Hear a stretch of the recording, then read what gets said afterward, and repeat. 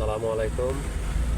আপনারা যারা manual gear চালাতে যাচ্ছেন, যারা আসলে গিয়ারগুলো বোঝেন নাই, যে দেখেন এই জন্য সব চিহ্ন দেওয়া আছে।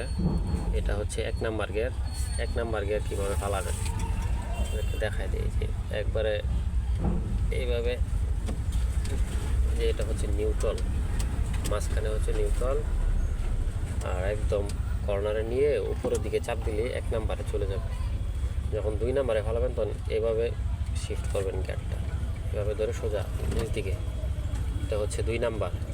2 নাম্বারে যখন 3 নাম্বারে যখন নিতে যাবেন, তখন আপনাকে কাজটা করতে হবে কি, যে নিউট্রাল এনে আবার 3 নাম্বারে, যে 1 নাম্বার গিয়ারের সাথে 3 নাম্বার সোজা আবার 4 নাম্বার, 4 নাম্বার থেকে আবার নিউট্রালে নিয়ে একবার এভাবে সাটায়া তারপরে 5 নাম্বারে ফালাই দেবে।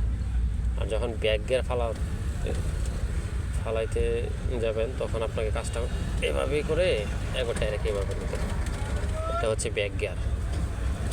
আর যারা মূলত স্টার্টিংয়ের সাথে এখনও চালান নাই, স্টার্টিংয়ের সাথেই গিয়ার লিভার, তাদের জন্য সবচেয়ে ভালো হবে, দেখে রাখুন।